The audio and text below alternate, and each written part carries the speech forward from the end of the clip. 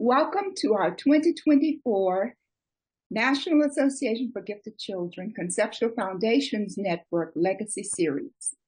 For the better part of a decade, the Legacy Archive project has been formally collecting and cataloging video interviews with influential figures in the field of gifted education, building on interviews obtained since the early 2000s. This year, the Conceptual Foundations Network will continue that process, highlighting scholars who represent strong contributions to the field. This collection of interviews is intended to highlight the thought contribution as it impacts practice and to get to know researchers and writers in the field of gifted education on a personal level. I'm Joyce Miller, Chair-elect of Conceptual Foundations Network, Professor, Texas A&M University Commerce. Our interviewee today is Dr. Sylvia Rimm. Dr. Rimm. Yes, Happy to be with you. Thank you so much.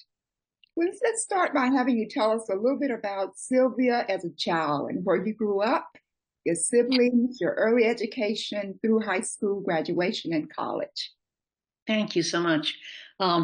Well, actually, I was brought up in New Jersey, Perth Amboy, New Jersey, in a lower class neighborhood where there were many immigrant kids.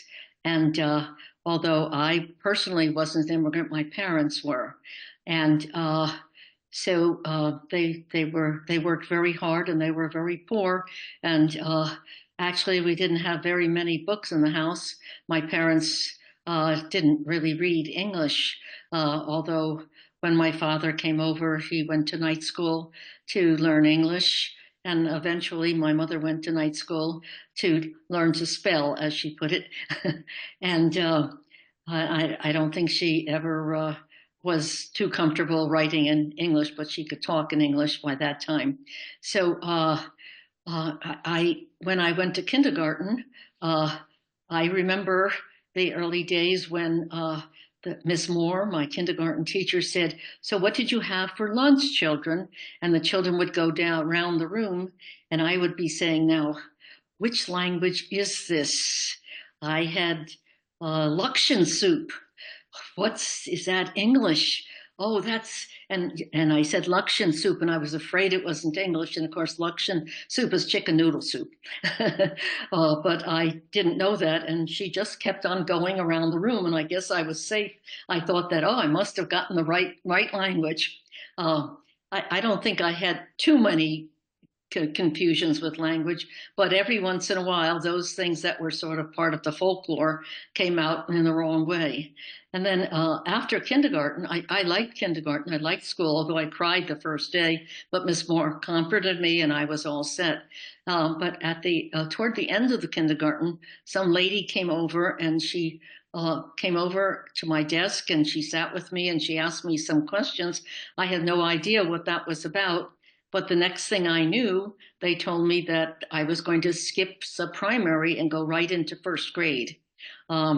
So I didn't know what that meant. But I went into first grade the next year, and they were all new kids. I didn't know any of them, but I just kept listening to the teacher. And then suddenly somebody came in and said to me, "Well, we want you to go back to kindergarten." And my mother was a little upset, so she came into the school, my immigrant mother, and she said, "How come she went back?" And they said, "Arthur Annickstein's mother complained because she wanted him to skip a grade too, and they wouldn't let him skip the grade. I guess he didn't pass the test. And so he wanted me to go back too, and they decided to put me back. So I went back to sub-primary, and I sat next to Linnell Melbourne, and she pinched me. I didn't like that at all. They didn't move me, but finally Linnell stopped pinching me.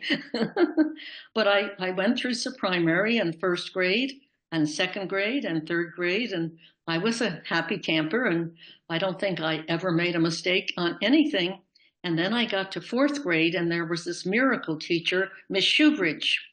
And Miss Shoebridge told us about the national parks and the wonderful world. And it was just so exciting to learn from Miss Shoebridge. And then she gave Joan Fishkoff and me a different workbook. And she said, you work on this workbook because this will be more challenging to you. I don't know if she used the word challenging, but whatever. So Joan Fishkoff and I got to work on our special workbook, and it got hard. So Joan and I didn't know what to do. So I said, Joan, let's go tell Miss Shoebridge this is too hard. So the two of us went up and we said, Miss Shoebridge, we think you've given us a book that's too hard. And Miss Shoebridge said, it's all right, Sylvia. It's all right, Joan. Just keep working. You'll figure it out. So Joan and I went back and we figured it out. And for the first time, we faced some challenges, but it was interesting and we felt really happy and we had a great year with Miss Shoebridge. But after Miss Shoebridge, we had other teachers who didn't do anything special. And we were okay, I guess, until we got to middle school. And then middle school, they really did separate us and challenge us, and it was very challenging. And so I learned to enjoy challenge, I suppose, although I don't think that as a kid I ever had a huge amount of confidence in myself. Because I remember in high school, I was afraid to join extracurricular activities because I thought they would be too hard for me. And so I don't think I had the confidence that kids should have. But truly, a lot of kids don't have confidence in high school and middle school. We all go through those stages. And I had sufficient challenge in high school. And I think I graduated sixth in my class, but it never occurred to me that I'd be able to go to college. That never occurred to me until Mrs. Herbert called me into her office and said, Sylvia, you should be going to college. And I said, no, Mrs. Herbert, my parents can't afford college, and my sisters didn't go to college. So Mrs. Herbert said, well, I'll give you a book of scholarships, and you apply for those scholarships, and I will write you letters of reference, and then you'll be able to go to college, which is where you belong. So Sylvia, that weekend, went through the whole book, got all the lists, applied to all the things, and brought them into Mrs. Herbert on Monday. And she sent them off with letters, and I got the scholarships that I needed to go to college, both room and board and tuition for the most part. I mean, tuition all the way and room and board for the most part. So under those circumstances, my parents said, okay, you can go to college. And college was very challenging for me. It felt very hard because I had been almost all A student. I think I had about 2 Bs all the way and all the time in high school. And suddenly things were very hard. But I didn't give up. I didn't quit. I went through the ups and downs of college, sometimes thinking I'm not going to accomplish anything. And the dating scenes, because in those days, you usually got married after college when people talked about getting your MRS degree. And then I met my husband. Now, maybe I'm going into too much detail and should be talking about more curricular things, but my husband was the first gifted underachiever I turned around. Because my husband decided he wanted to be a farmer, and he was majoring in agriculture, and actually he was on probation. So I said, how come you're on probation? And after we talked a little, he had, I guess it was 15 credits you were supposed to take, and he had 26. And he was majoring in agriculture, but he also took art and music appreciation and literature and never studied for anything. So he was a really interesting guy, and we started working together, and he said, oh, you do so much studying, maybe that's my problem. And he therefore was no longer on probation and more concentrated in the direction he wanted to go. So he was my first underachiever. And he was definitely not an underachiever in life. He went on to get a doctorate in agriculture and then moved into epidemiology and was one of the early epidemiologists. So I'll just cut that short. But we had kids very quickly because we did not have birth control pills in those days. So when we got married, within a year, I was pregnant with my first daughter. And a year later, I was pregnant with my first son. And I was a stay-at-home mom, but I did substitute teaching every once in a while because we needed the money. He was earning $2,000 a year, I think, and so we needed money to pay our rent and that sort of thing. So I would substitute teach and get a babysitter to take care of the babysitters and of the kids and be substitute teaching. And lo and behold, as my first daughter became about 3 years old and I read to the kids daily, she started to read. And by age 4, she was reading at about a 3rd grade level. And I thought, she can't wait to go to kindergarten until she's 5. She missed the deadline by 2 weeks, actually. And of course, by that time, my husband got his, well, he was in service first, he got his PhD, and I was still taking care of kids and such. But then we moved for his first job, and she was not 5 yet, but I thought she belonged in school. So I courageously went to the public school where we moved to, and the principal said to me, "You're pushing your child too much. She can't come to kindergarten here." And the tears filled my eyes. I was really stunned because I thought she was a pretty nice little kid. And he said, "But if you send her to a preschool and they recommend acceleration, then we'll put her in 1st grade the year afterwards." The problem is we didn't have any money. And how was I going to afford a preschool? So I went to the preschool anyway, and the preschool said, "Well, we'll take your daughter without tuition if you're willing to work here 2 mornings a week and work with our very bright children, or gifted children." So here I was, not a gifted teacher, but they realized I had experience with giftedness. So they took my son for preschool for the 2 days, so I didn't have to get a babysitter. They didn't pay me anything, but they took the children tuition free, and I did my first work with giftedness, giving little kids, elementary school kids, experiences with enrichment. And that was pretty exciting. And it was pretty exciting to have educators recognize the giftedness in my daughter, and they challenged her, and they had her reading and doing all kinds of things. And we were all set for a year, but then my husband's job changed. And we went to Grand Island, New York, new school. My son was ready for kindergarten, and he made the age cutoff, so he was okay. And my daughter could go to 1st grade since she had completed kindergarten.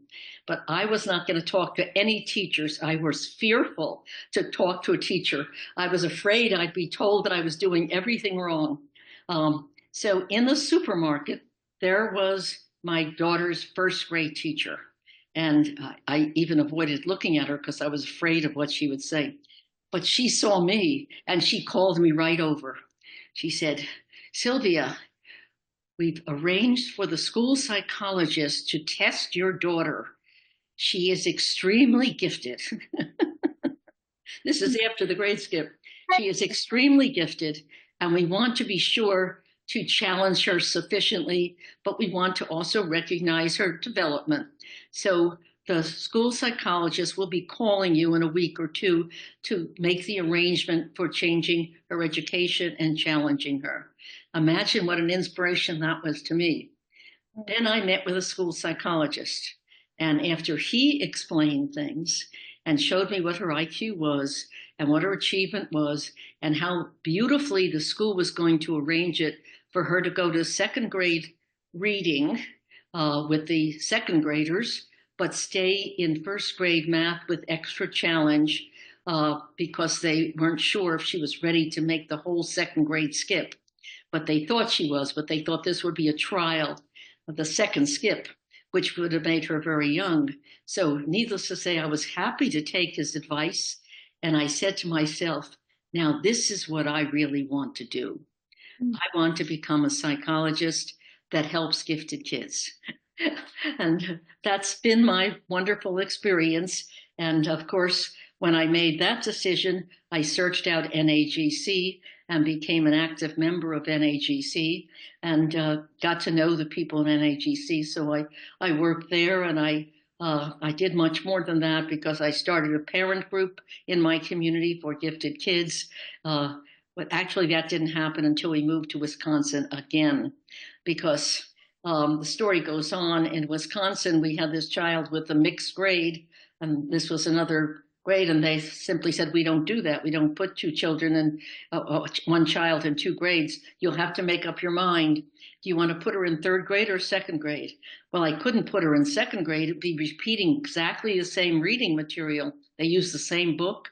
And I thought the math probably wouldn't be challenging enough. So I said, I guess we have no choice. We'll put her in third grade.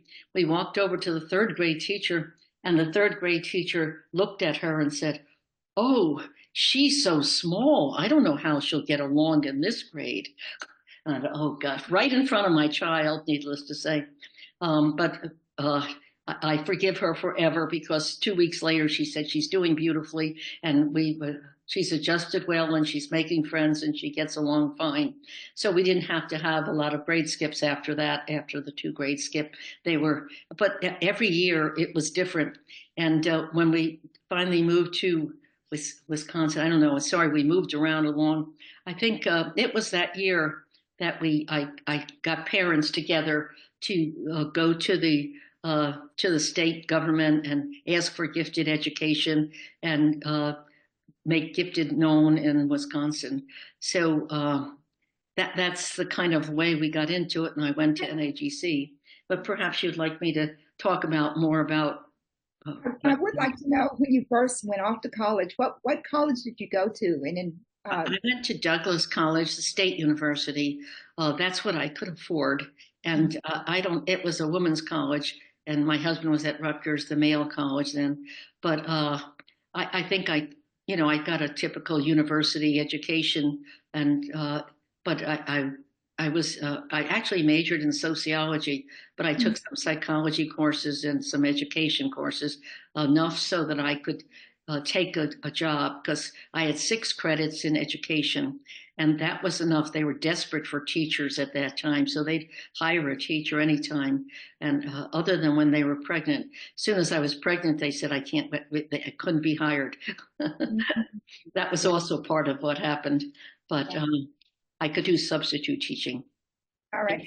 And what period of time was that when your daughter was in school? Because it seems like that school district was kind of progressive at the time. We had those. I graduated in 1957, so that would have been in the early 60s. Mm-hmm. Yeah, seems like they made some progressive decisions there in gifted education. Yeah. In the area. Yeah. So now, okay, so that really explains how and what led you to gifted education. So along the way, though, who are some of those individuals, leaders, maybe that you met during that particular time in gifted ed? Well, obviously, the first psychologist that I met who graduated recommended the grade skip influenced me, but it took a while longer before I went back to graduate school. And I went to graduate school in school psych because I decided I wanted to be a school psychologist specializing in gifted kids. And there, my professor, Professor John Giebink, was my major professor at first, but after working with him a little bit, he said, I don't know anything about gifted education. Why don't you work for Gary Davis? And Gary Davis had a tremendous influence on me because he was interested in gifted, and he was particularly interested in creativity. Now, you recall that I mentioned my husband's creativity, and that was extremely interesting to me, how a person could have so many interests and so many different challenges and so many different ways of thinking about things. And Gary actually had a inventory he had designed for adults to discover creativity. So I thought if I worked with him, I could do my doctoral dissertation on a challenging way to discover creativity in gifted children, because it's one thing to be able to provide for gifted children academically, but it's extremely important not to ignore the highly creative gifted kids, because highly creative kids think, how can I do things differently? And so it becomes very easy for them to become oppositional instead of getting the kind of education that needed a combination of creative thinking and tremendous amounts of learning. So when Gary was willing to help me in the area of creativity, he was an ideal professor for me to work for in designing my dissertation. And I did that around the creativity inventory gift group inventory for for discovering creative talent, for finding creative talent, GIFT. It's been a long time.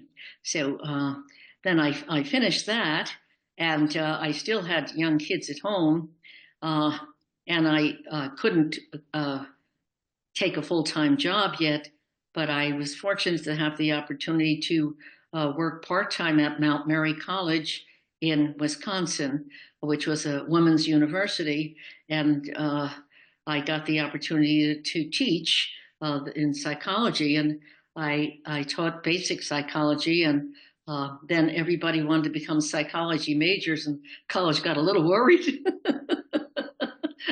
And then I taught some education courses too, but in the summer, they gave me the opportunity to teach teachers about the importance of gifted education. So that was my first experience with teaching teachers about gifted education.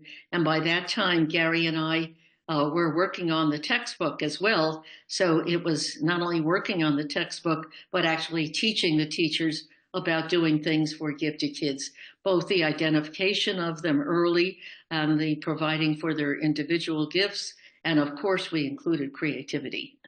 Mm-hmm. So I know that your work has had an impact on educators and psychologists all over the world. How did your career develop over time in terms of professional role and areas of interest? It's truly amazing. When I think back about it, I can't even believe how it all happened. We were living on a farm, and as I say, I was working at Mount Mary first, and then I said, well, I really need to start my own clinic. Mm-hmm. And so I started my own clinic on a one night a week kind of situation, thinking I just see a few clients, and suddenly I was overwhelmed by clients. So I found that I couldn't continue at Mount Mary, and I just did my psychological work. Not only that, but I attracted 3 or 4 other good psychologists, and we had 4 offices in Wisconsin, in Milwaukee, Madison, and several of the suburbs as well. And we were overwhelmed with gifted kids who needed opportunities for acceleration, where we could do testing, or they needed enrichment, or we needed where we found underachievers who were very, very capable, but working far from their abilities, and figured out how to get them working to their abilities, helping them to develop some structure, helping them to build the confidence, and helping them to learn to deal with failures and not quit. So that became huge, and we ran a summer program for teachers from all over the country, and teaching them how to use what we had learned for gifted kids, for identifying and providing for gifted and highly creative kids. And of course, I was a very active member at NAGC, and I was very active in the local communities, both with parents and with educators. That seems like your field just took off there. Yes, it did just take off because there was a real need, and there was just a vacuum in the applied component of gifted ed. So there was research going on, but there wasn't a lot of application in schools. But that was really a need, and it really did just go wonderfully well.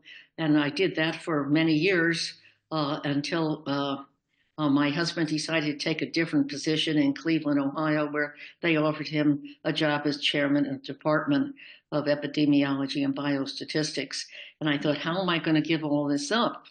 I really didn't know. And they offered me a position at Case, and I was a psychologist here at Case, again, specializing in gifted and developing a clinic with 4 or 5 other psychologists and very busy with them in Cleveland, Ohio. And then what happened, and this is a really important thing that happened, was when my first book came out, I used to listen to public radio. And so I sent something in. It was a book, I called it Underachievement Syndrome, Causes and Cures. And it became Why Bright Kids Get Poor Grades and What You Can Do About It. And Tom Clark had a morning show on radio. And so he offered to interview me about my book. And I had a 5-minute interview at 6:30 in the morning. Imagine that. He doesn't have a very big audience at that time. And I told him about gifted underachievement and little boys who have what I call pencil anxiety and how easily they get into this habit of underachieving. And after I hung up, he called me back and he said, "You described me when I was a little boy." Little did I know I'd find a lot of radio announcers who said the same thing, highly verbal, but not necessarily into writing. So he invited me back on the show, and then I had me on the show every 2 weeks answering parents' questions about parenting in general, with a specialty in the area of gifted. And so lo and behold, I did that, and then we moved over to Cleveland. Soon after we moved over to Cleveland, my radio show continued. It became a national show, and it was called Family Talk with Sylvia Rimm, and became a national show. And I got a call from a friend of my daughter's, my oldest daughter, the one that accelerated and did all those things. So her friend was she was a new producer on the Today Show, and she was just starting out. And she said she had talked to Katie Couric, and Katie was looking for somebody to advise on parenting. She had 2 children of her own, and so did everybody else on the show, have little kids. And she was looking for somebody that was sensible in their parenting approach, in that that was the style then for very psychologists to be very loose freedom, kind of do your own thing. A lot of drugs were in use, and she wanted to be sure to have somebody whose children didn't use drugs. And my kids were sensible, and we were pretty strict parents. We were not like do your own thing kind of thing, which of course you shouldn't be. But at any rate, so Katie had me on the show, and Patty told me I have to give out my newsletter, which I had, and that I would have an 800 number that they could send for the newsletter, or they could just send in letters and ask me questions. So I got, 20,000 calls and 5,000 letters from the 3 little shows. And interestingly enough, I went into New York in a blizzard. So everything, all the schools were shut down. I had to go to Boston to get to New York because the airlines were shut down. But I guess everybody was watching television.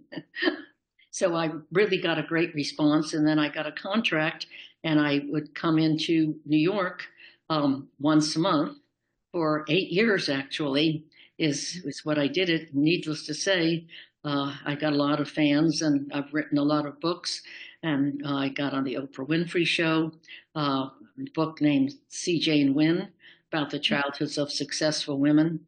So I had lots of things going on. I can't believe I did it all at once, but I had a really exciting career helping gifted kids and helping teachers. I had, many teacher talks. I've talked in every state in this country, and I've been around the world a lot too. including places like Hong Kong and Saudi Arabia, where I had to have my head covered and talk only to the women, and the men could hear in the other room. So I've really I really had an impact, and I'm still working. Yeah. Uh, And so did those opportunities come as a result of the books that you've written, those international opportunities? yes, I think I'm up around 20, but I'm just doing a new one that I had only planned to do for my family. It's called "I Lived the American Dream, So Can You." Mm. And so I wrote the book for my family, but I asked a publisher to look at it, and she said, "Could we publish it as a book for teachers?" So I'm hoping that I can reach many more people. I'm working on it as we speak, in my spare time here. I'm actually in a let's see what it would call a care place because fractured I've fractured my spine and Mm. I'm in a wheelchair right now. So I'm glad you called me, but I'm not at home, but I'm in Virginia with to be near my daughter, Sarah, who's also in the fields of education. And she's chair of the Department of Education at UVA. So, incidentally, all our kids have doctorate degrees and some have two, and they all having spectacular careers. And if there's any way that I can influence young people to find careers where they can make a little difference, a contribution to the world, that's what I want to do. And that's Right, what I want to continue to do. And right, so I'm still seeing clients and helping them. right. So as you think about all the contributions that you have made to the field, what do you view as your major contribution to gifted education? Um, I think my major contribution to gifted education is the understanding that gifted kids need a lot of different kinds of challenges, and they need to learn to deal with competition. And they can't. It's a very key issue because it's too easy for for gifted kids to see themselves as first always, and needing to be first, and not learning to deal with uh, the competition and the understanding that what you need most is resilience. And you may fail in one direction. That doesn't mean you can't go into another direction. So I guess the answer is resilience is the key for Mhm. people, and contribution is the goal as far as I'm concerned. What direction or challenges do you believe are most important for the field of gifted ed? I'm not hearing you too well. Say it again. What directions or challenges do Okay, you feel? I know just what you're asking, and I really have thought about that a lot. I think the most important direction we have to go is in the lower socioeconomic groups and people who are immigrants to the country and poor. I think we really, first of all, we have to do that by law because there has to be equal opportunity in this country. And second of all, those are the people who are so often left out of the challenge and are assumed not to have the abilities. They're assumed not to have their abilities by their parents and by their teachers. And therefore, when they have the abilities, they're unrecognized. So I probably could tell you that, there isn't any reason that there could be equal numbers of gifted people from every single country if they had equal opportunities. So giving every person the opportunity to rise to their best standard is what we really want to be able to do. And I did serve on our Ohio State Board for Gifted Education too, and that is the biggest challenge that we have because obviously we can identify them, but it takes time, and they will not be equally identified initially because they haven't had the early opportunities. Mhm. So, what advice would you have for young professionals who are entering the field of gifted education? Well, I would recommend that they come into the field because we will need them. But I think that learning too how to identify and challenge gifted kids from all environments would be the trick, and making sure that every person, every child has the opportunity. Mm-hmm. And so with that in mind, what future directions do you see yourself moving in? Uh, well, to identify in many different ways, Mm-hmm. because truly, very few people are highly gifted in all areas.